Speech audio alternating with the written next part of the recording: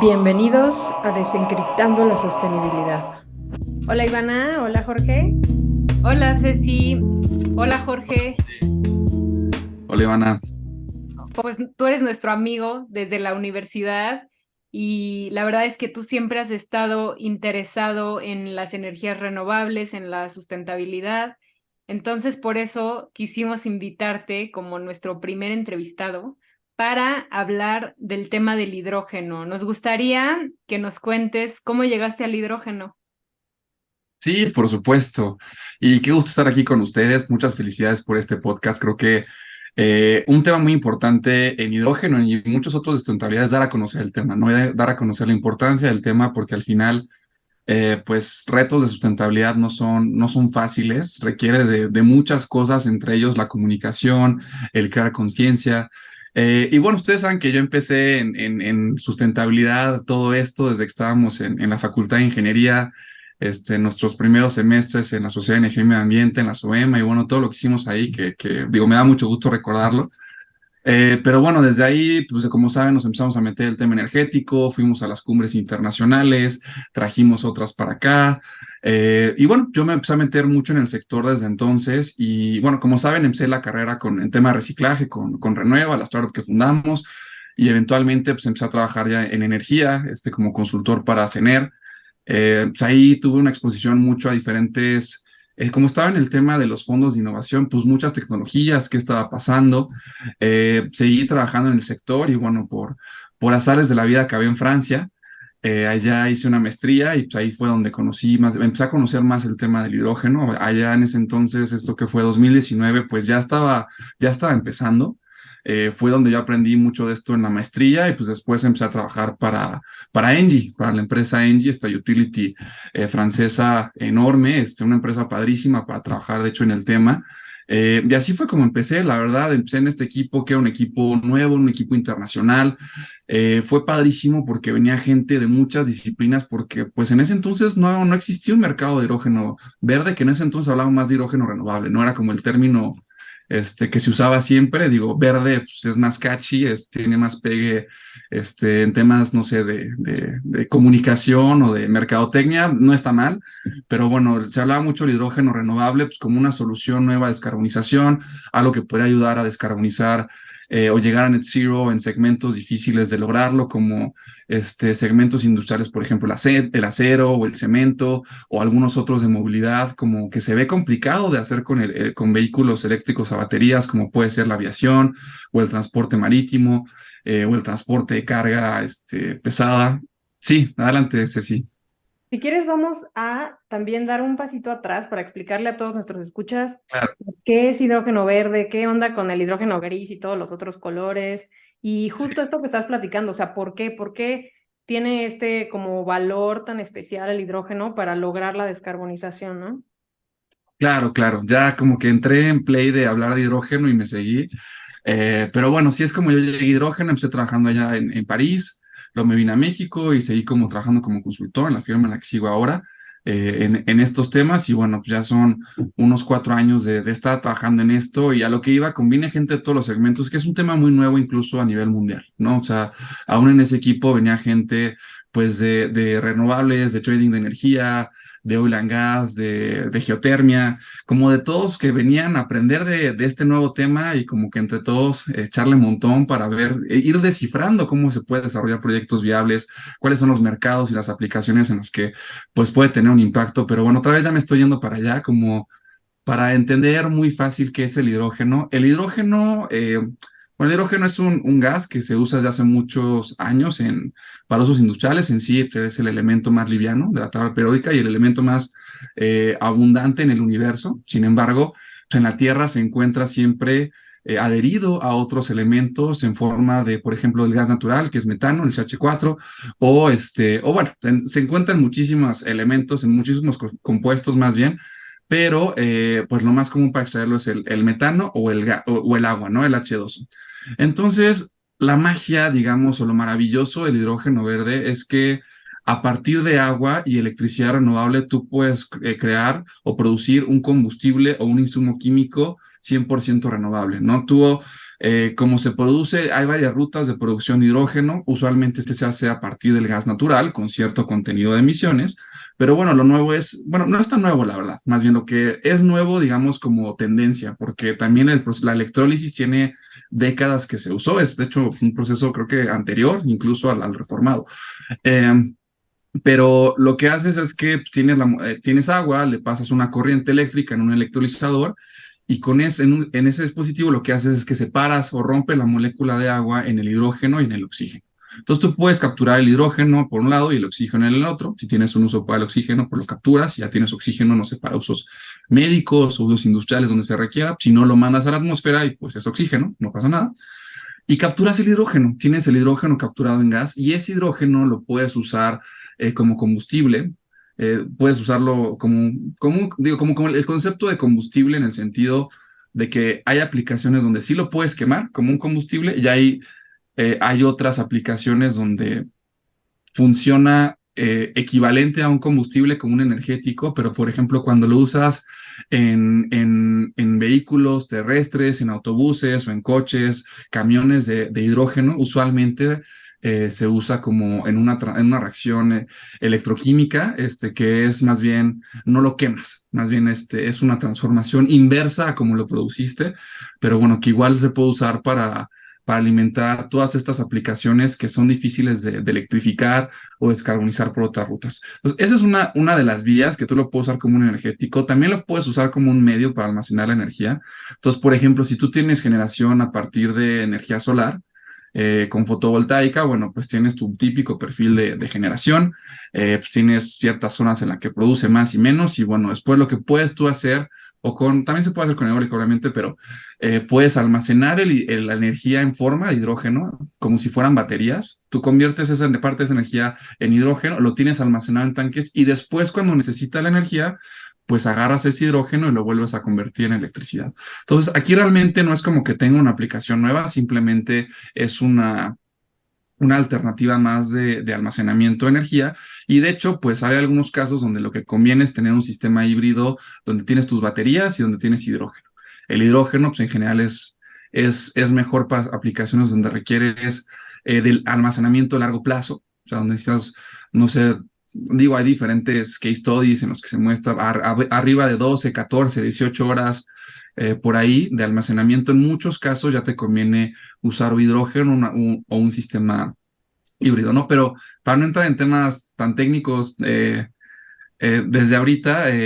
Y el otro uso que se puede usar es como un insumo químico. Al final el hidrógeno es un gas que reacciona con otros gases y que tiene ciertas aplicaciones en industrias como la refinación, por ejemplo, la refinación de crudo, tiene ciertos usos en la producción de amoníaco que se usa principalmente para la fabricación de fertilizantes.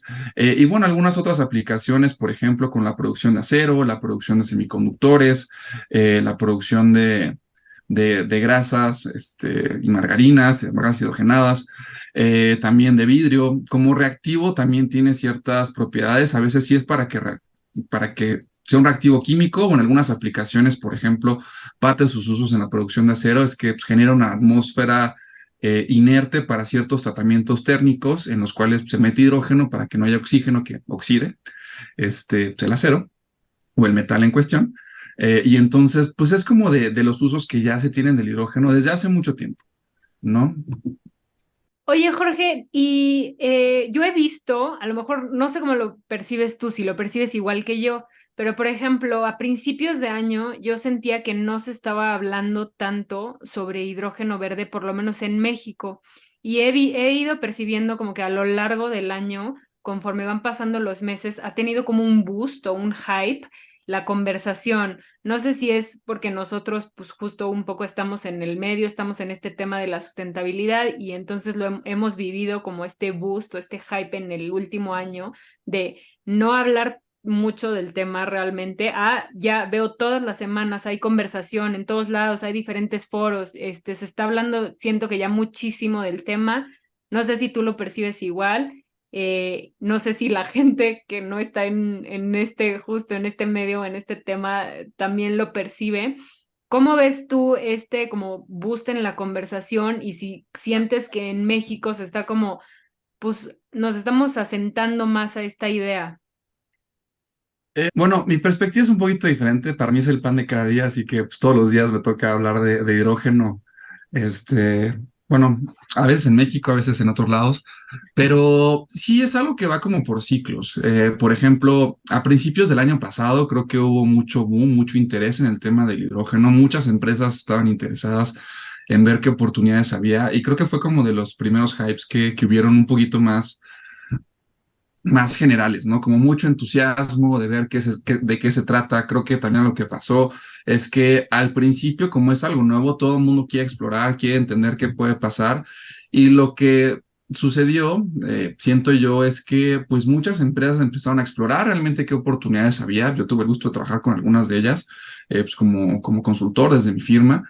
Y en muchos casos se daban cuenta de que sí es una aplicación que puede tener oportunidades muy interesantes, pero son a mediano a largo plazo, ¿no? O sea, muchas de ellas son cosas que no van a estar funcionando de aquí a 2030, sino es empezar un poquito más adelante. O en los casos optimistas sería, oye, pues chance está funcionando en 2030 si, si favorece mucho el entorno de renovables en México, si hay algún incentivo a la descarbonización, como si pasan varias cosas que pues no sabemos si sí y cuándo van a pasar. Entonces, creo que también sucedió eso de que empresas que estaban muy entusiasmadas, como que fueron también topándose un poquito más con la realidad de qué aplicaciones se pueden desarrollar y los retos que hay en desarrollar estos proyectos, ¿no? Porque pues es muy emocionante y digo, a mí me encanta la parte de desarrollo de proyectos, que es lo que trabajaba antes desde ese equipo, eh, pero una cosa es planear un proyecto y anunciar las primeras etapas y otra cosa es que avance, que convenzas a gente o a empresas o a fondos o a veces se busca que incluso quien va a consumir dijo que le metan dinero al desarrollo y pues desde esas etapas que son montos más chicos, digamos de las primeras partes de desarrollo, que son estudios de prefactibilidad, factibilidad técnica, todas estas cosas, pues ya vas viendo, ahora sí que ya con el billete en la mano, pues vas viendo qué tanto interés hay en realmente explorarlo y qué tanto lo ven como una oportunidad, digamos, a corto, mediano plazo las empresas. Entonces creo que eso fue algo que pasó, o sea, sí está mucho en los medios y de repente,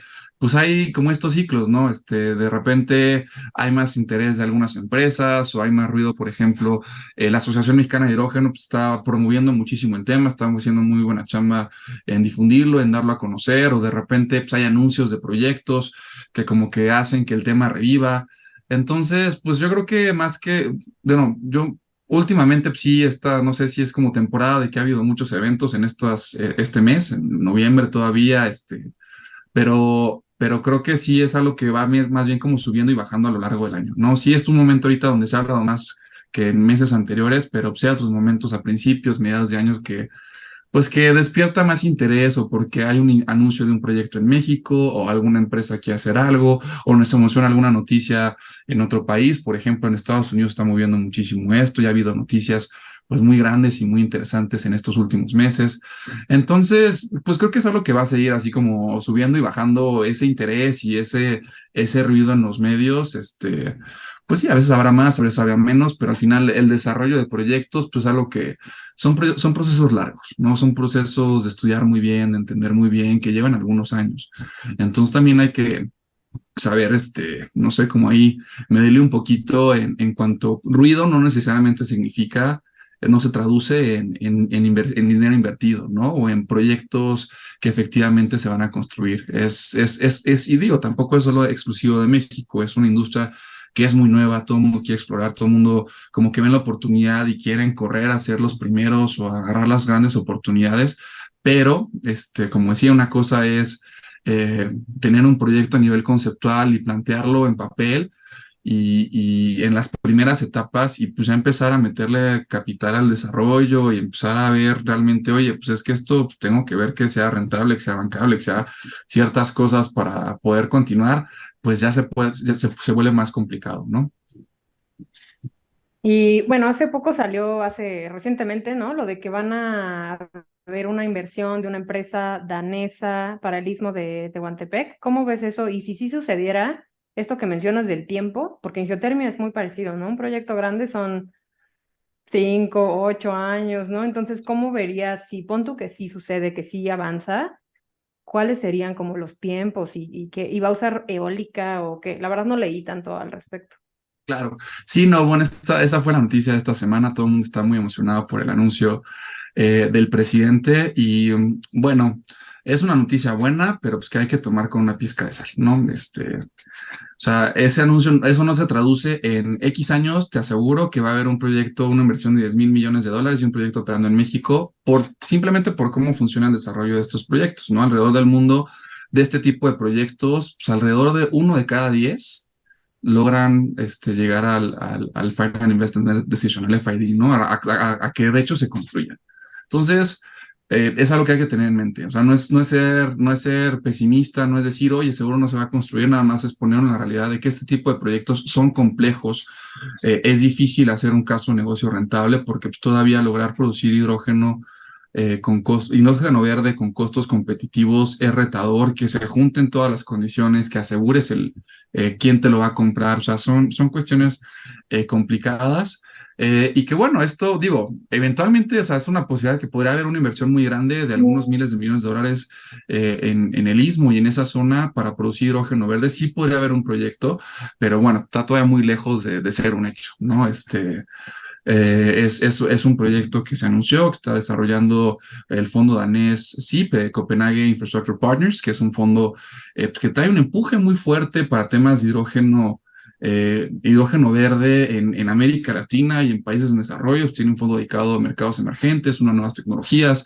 Entonces, pues de ahí están viendo cómo explorar esto a nivel América Latina y bueno, es un approach muy interesante de desarrollo de proyecto, pero bueno, también hay que entender justo que está en una etapa en la cual pues nadie se atrevería a decir que es algo que va a ser un hecho que se va a construir, ¿no? O sea, son proyectos que pues se anuncian a veces en diferentes etapas, a veces se anuncian cuando están en una etapa muy conceptual de, oye, quiero hacer esto, pues quiero tantear cómo está el entorno político para ver si es algo que puede caminar o no.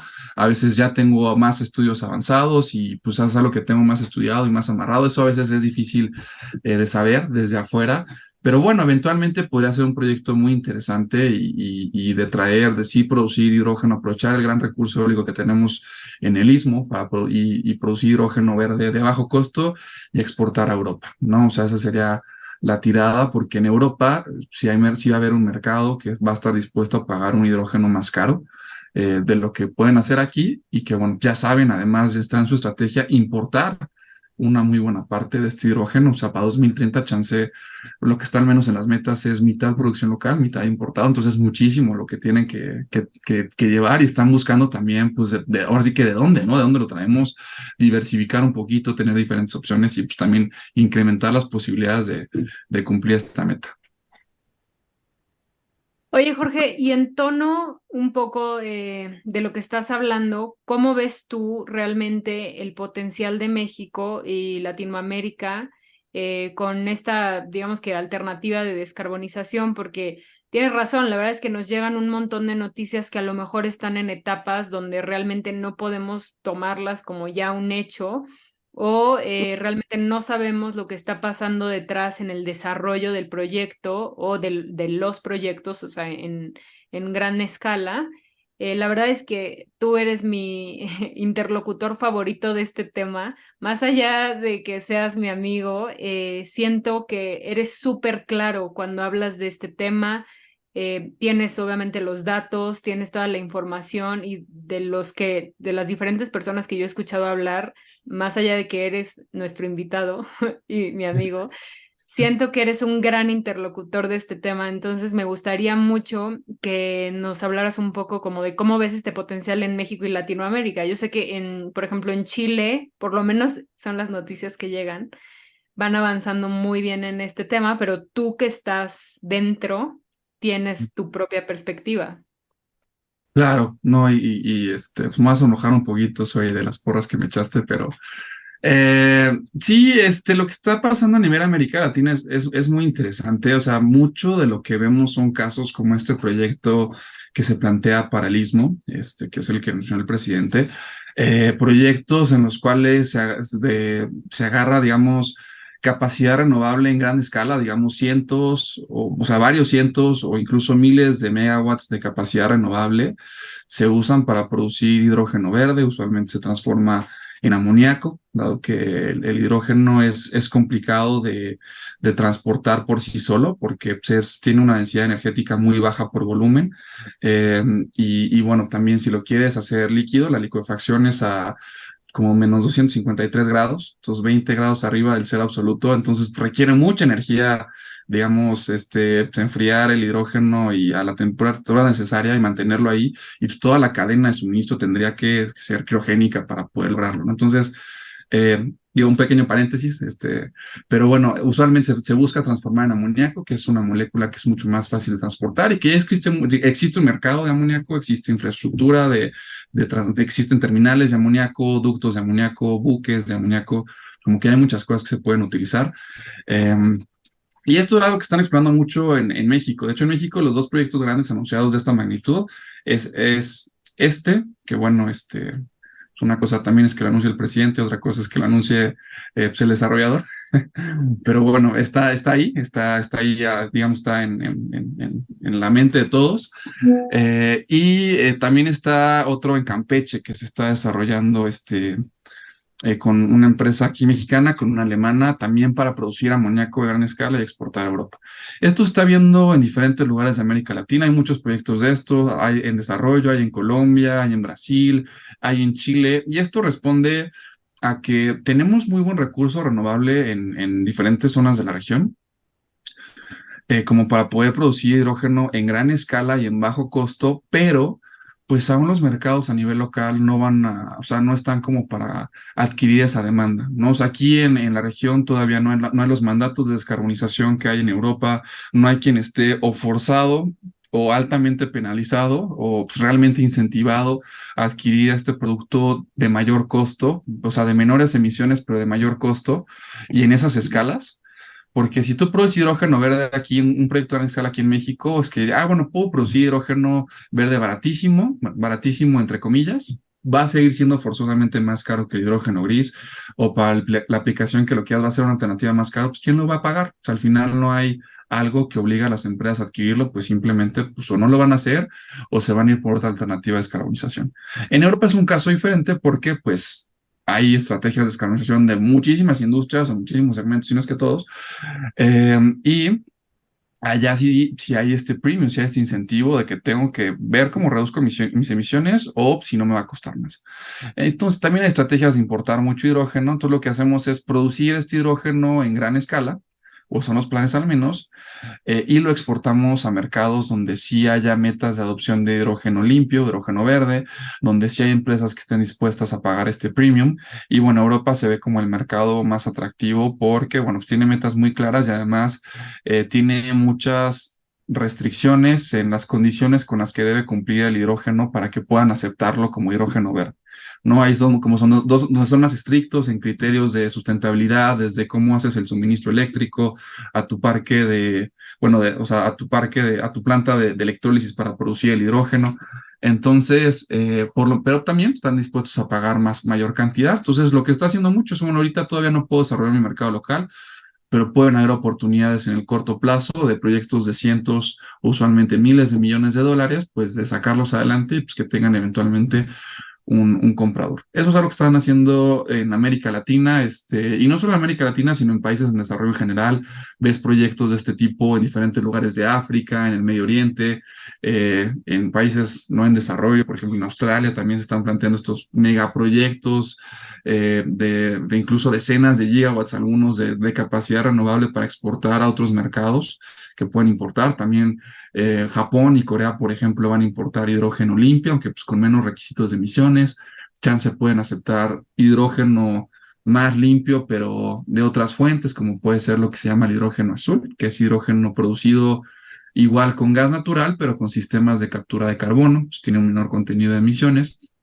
Piensa con lo que le están apostando muchos países, ¿no? En América Latina eso es mucho lo que está haciendo y también afortunadamente en otras en otros países se está trabajando con impulsar diferentes aplicaciones desde, por ejemplo, pues, en Chile, en Colombia, en otros países ya están ciertos temas del hidrógeno en estrategias nacionales, en ciertas regulaciones, en ciertos reglamentos, en ciertos programas de incentivos que ayudan a avanzar esto que va a ser muy nuevo y se empiezan a ver los primeros despliegues o los primeros proyectos ya que se van a ejecutar, ¿no? Muchos de ellos, pues sí, son más proyectos o pilotos o de un proyecto enorme, no sé, de cientos de megawatts, pues empiezas por uno de pocas decenas de megawatts como primera etapa para ver cómo funciona y pues bueno, yo creo que mucho lo que se ve en la región es o primeros pilotos como muy de una aplicación muy aislada o pues tirarle este tipo de proyectos que podría ser como el primer paso de proyectos en fases que eventualmente podrían ser muy grandes, pero pues que también ahorita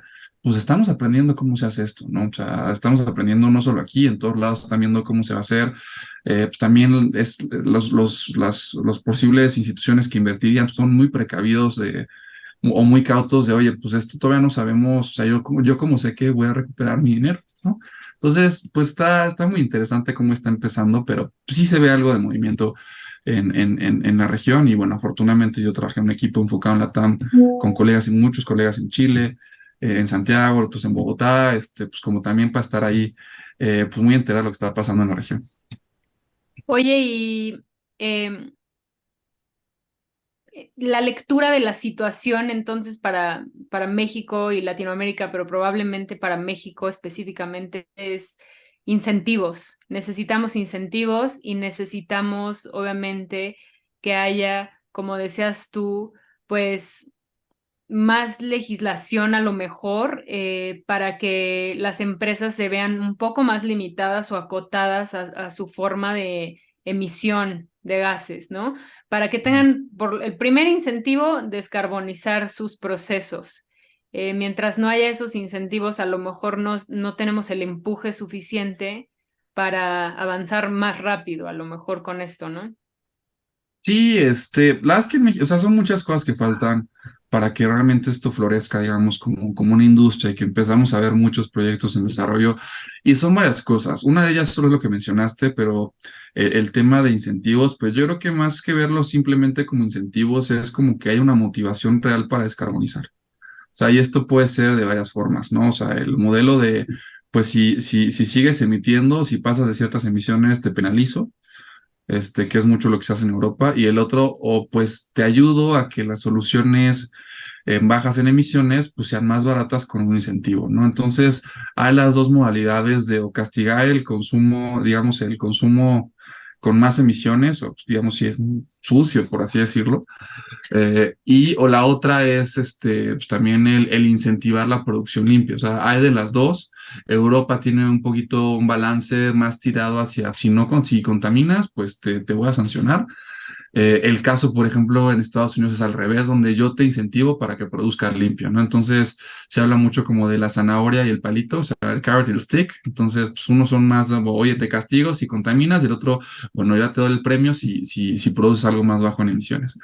Pero al final, tiene que haber algo que motive a hacerlo, ¿no? O sea, tiene que haber en México, por ejemplo, pues tenemos metas climáticas, pues desde el Acuerdo de París, pues tiene que haber, o sea, un enforcement, algo claro que obligue a las empresas a reducir emisiones a nivel sector para que entonces se vean forzadas de cierta forma a tener que adquirir alternativas de descarbonización, aunque sean más costosas. ¿No? Y en esto entran en juego también un par de cosas. Una de ellas es que hay aplicaciones en las que el hidrógeno no va a ser la alternativa de descarbonización más costosa. Hay industrias en las cuales todavía o posiblemente pues, en el mediano o largo plazo siga siendo el caso, hay otras alternativas que puedan ser mejores, ¿no? O que les es más rentable hacerlo. No hay empresas, por ejemplo, que tienen metas de descarbonización y dicen, pues yo no tengo ninguna meta de usar hidrógeno, yo quiero reducir emisiones y pues me voy a ir por la tecnología que me permita reducirlas al menor costo, ¿no? Entonces hay empresas que dicen, oye, sí me interesa el hidrógeno, pero pues primero voy a irme por otras alternativas que sean más rentables, como eficiencia energética, por ejemplo, como intentar reducir el consumo energético. Segundo, pues electrificación directa donde se pueda. que seguramente va a ser más fácil de implementar y menos costoso. Y ya las cosas que a fuerza tienen que ser hidrógeno, pues las haré cuando neta ya sea lo que sigue a descarbonizar o donde no tenga otra alternativa. Eh, Sí, entonces, sí, yo creo que nosotros sí somos muy de que o necesitamos incentivos fiscales para hacer las cosas o necesitamos pues penalizaciones altas que realmente nos obliguen a virar el timón, porque si sí, no, pues nos seguimos para siempre con lo mismo, ¿no? claro. Eh, Es que es de nosotros, no es nosotros como mexicanos, es en general, o sea, es lo que pasa en todos lados. O sea, nadie descarboniza así como empresas por la buena voluntad. Digo, hay casos, pero lamentablemente son los menos, ¿no? Si quieres algo que sea una opción como general de que todo el mundo lo haga y que todo el mundo se suba, pues tiene que haber, les tiene que pegar en algún lado o pegarles en el bolsillo porque les sale más caro o que ven una oportunidad al final de que ven un beneficio. Si no, y así es como, digo, para que algo sea sustentable, pues tiene que cumplir con esto, ¿no? Si no es económicamente viable, pues realmente no es sustentable y no se va a implementar y no va a pasar allá de algunas empresas muy visionarias o muy comprometidas, pero pues que lamentablemente pues no es algo que podamos pensar que escale, digamos, al grueso de la economía o de ciertas industrias. Entonces creo que en México falta por un lado eso, o sea, decir, oye, pues sí tengo que descarbonizar, sí tengo esto. Lo que vemos que pasa en México de las empresas que están explorándolo es que a veces, por ejemplo, son empresas multinacionales que tienen objetivos corporativos de reducción de emisiones. Entonces son empresas, pueden ser muy grandes, no sé, eh, de diferentes segmentos, cementeras, químicas, algunas incluso energéticas, que dicen, oye, yo tengo que reducir mis emisiones en X porcentaje de aquí a 2030 y pues, tengo que también descarbonizar en México. Pues si la única que me queda es hidrógeno, pues voy a explorar hidrógeno, pero porque pues si hay un mandato o alguien dice, alguien se compromete, alguien tiene esta visión de reducir emisiones. Entonces, va un poco en línea, creo que con lo que han mencionado ustedes en episodios anteriores, de que pues, estas ganas de descarbonizar pues, tienen que ser compromisos que sí se hagan, ¿no? O sea, sí tiene que nacer. Por un lado, pues yo creo que de los instrumentos más fuertes son las políticas a nivel nacional, que sí forzan, o sea, que sí obligan de cierta forma a las empresas a reducir emisiones y que se tiene que hacer también de forma inteligente, ¿no? No puede decir nada más, oye, tienes que reducir emisiones y si no, o sea, hay una sanción irracional porque entonces son cosas que no van a funcionar. Al final también son cosas que se tienen que pensar muy bien. Entonces, por ejemplo, yo creo que ahorita todavía la regulación del hidrógeno, pues no es un obstáculo porque ni siquiera sabemos qué va a haber que regular. O sea, todavía no sabemos, todavía hay dos, tres, o sea, hay pocos proyectos que se ven con alta probabilidad de desarrollarse y de implementarse. Entonces, pues todavía no conocemos o no tenemos elementos para poner esto. Algo que se está haciendo en otros países, por ejemplo, esto funcionó, entiendo muy bien en Chile, es como se hicieron lo que se llaman cajas de arena o sandbox regulatorios, en los cuales cuando es un tema nuevo, pues no te quieres adelantar a hacer una regulación pues que todavía no entiendes, que todavía no sabes cómo, que va a tardar, que va a trazar el desarrollo del proyecto, y dices, ok, estos proyectos pueden caminar bajo estas condiciones, como de pensando la caja de arena pues como algo más como de aprendizaje y de juegos como de niños, por así decirlo. Entonces pueden funcionar bajo estas condiciones y en paralelo pues vamos trabajando una regulación, pero pues así no es por un lado no es un impedimento ni te tienes que apresurar a hacer regulaciones que no se entienden o que no están bien, o sea, no, podrían no estar bien diseñadas, no por falta no sé, de interés o de importancia, sino que pues, tal vez es muy temprano para querer poner las reglas en México, ¿no? Y que no sea nada más copy-paste de otro lugar, porque pues, al final siempre hay que tropicalizar ciertas cosas y aterrizarlas a la realidad aquí en México. Ahora sí, vi que tener la mano levantada hace un momentito. Sí, pues es como una combinación justo de todo esto que mencionas, ¿no? O sea, para hacerlo bien, tiene que haber eso, tropicalización, ajustes, tiempo, todo. Y para que suceda, tiene que ser, yo como lo veo es que tiene que ser la mejor opción. Y la mejor opción es algo como muy relativo, ¿no? Ya sea porque hay palo o hay zanahoria, o porque sí es la mejor opción, ¿no? Entonces, o sea, en cuestión técnica, ¿no? Entonces es como, pues, la edad de piedra no se acabó porque no hubiera piedras, simplemente hubo algo mejor, ¿no? Pero nuestra sociedad tan compleja, algo mejor se vuelve algo súper complejo, ¿no? Entonces algo mejor, como dices, porque te deja más dinero o porque no te quitan más dinero, N cosas, ¿no? Entonces es algo que, como dices, además es muy nuevo, ¿no? Entonces está súper interesante cómo lo ves, cómo está avanzando. Está muy bonito eso del sandbox, me gustó mucho. Entonces, súper interesante. No sé, Zoe si iba a agregar algo. Sí, pues justo un poco, casi en todos los episodios, en todos los temas, más o menos tenemos la misma conclusión, que es que las cosas sean económicamente viables, porque si no son económicamente viables, pues no hay sostenibilidad, y que necesitamos que el gobierno, desde el punto de vista regulación, se involucre con estos temas que son, se supone que los temas del futuro, pero más bien son los temas del presente, y que esté ahí tratando de acotar lo que las empresas pueden o no hacer desde el punto de vista de obligándolas a ser más sostenibles, obligándolas a tener menos emisiones. Un poco todo el tiempo estamos concluyendo que consumir menos es una utopía. Parece verdaderamente algo muy difícil conforme vamos avanzando, se van creando cosas nuevas, la tecnología, o sea, consumir menos, no sé si es nuestra solución o simplemente es como una historia romántica que nos contamos pensando que lo vamos a resolver, ¿no? Pero te tenemos otra pregunta Sí. y esta pregunta es más abierta, ¿ok? La puedes contestar como tú quieras, es una pregunta para ti. Y la pregunta es, si despertaras mañana con una cualidad o habilidad nueva, ¿cuál te gustaría que fuera? Híjole. Si quieres, te respondo a tu comentario anterior en lo que en el background me llega la respuesta porque no tengo una inmediata.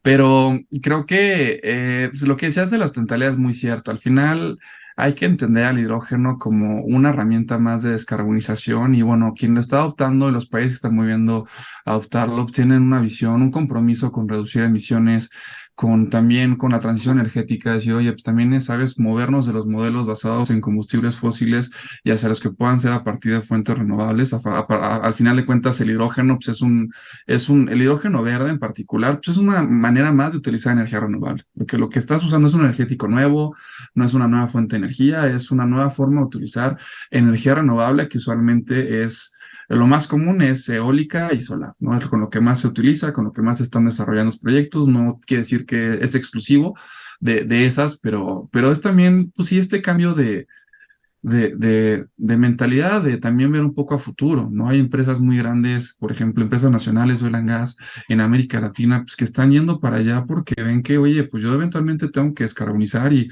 en el futuro, pues si quiero sobrevivir y sobrevivir con rentabilidad y siguiendo aportando valor a mis clientes, a mis accionistas, a todo mundo, pues tengo que ir transitando estos nuevos modelos y tengo que pasar de ser una empresa pues simplemente oil and gas a una empresa integrada de energía, pero es un cambio de mentalidad que pues de algún lugar tiene que salir, que vamos a algo que nos diga, oye, pues yo quiero meterme a todo esto. Eh, y, y bueno, volviendo a tu pregunta de si tuviera una habilidad en particular que pudiera, este, desarrollar, pues obviamente sería un poquito, o sea, tal vez adivinar el futuro. En mi chama me toca mucho hacer las proyecciones pues, más acertadas que podemos de qué va a pasar, obviamente, pues tener una bolita de cristal y saber qué sí va a ser, qué sí no va a ser, nos ahorraría muchas discusiones, pero también es parte de lo bonito de esto, ¿no? Nadie sabe exactamente qué va a pasar.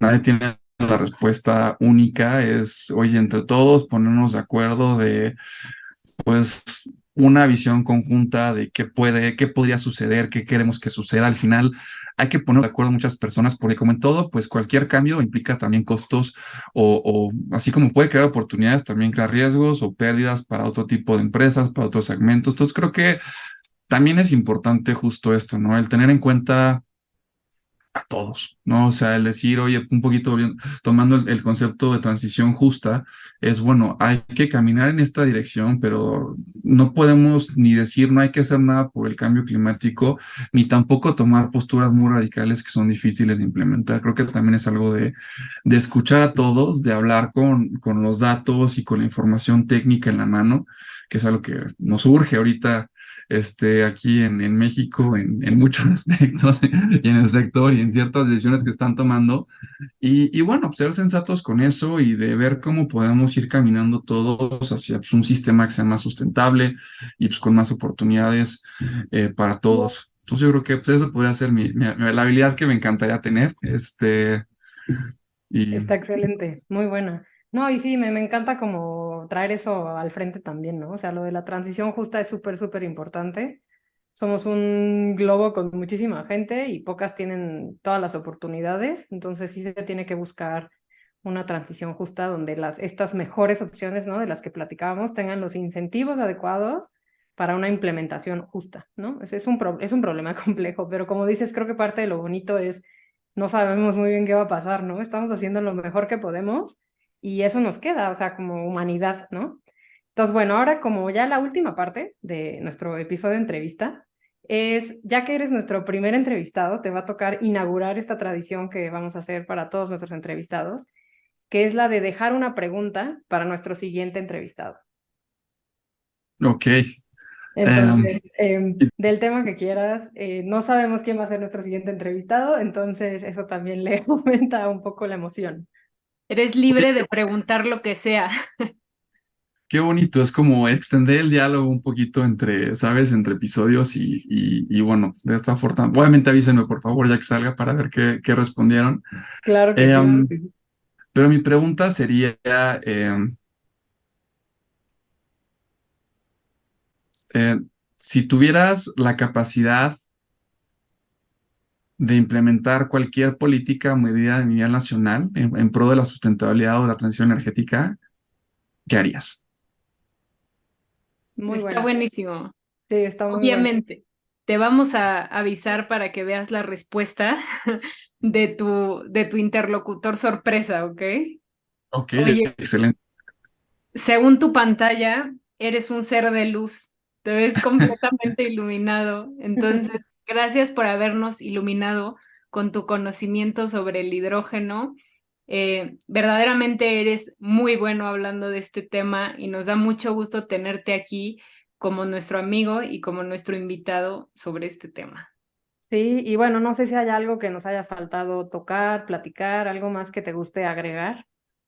Gracias. Bueno, antes que nada, pues igual encantado de estar aquí platicando con ustedes y estas pláticas que tantas veces tuvimos en la carrera, pues también poder compartirlas con más gente ahora con estos temas que son más nuevos. Pero en cuanto a agregar, digo, yo podría hablar de esto horas, ¿no?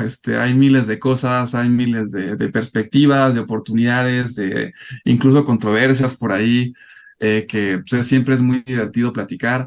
Pero bueno, creo que con el mensaje que cerraría es, sí pueden haber oportunidades en el corto plazo en México. Al final creo que hablé mucho a nivel qué estaba pasando a nivel América Latina, en México.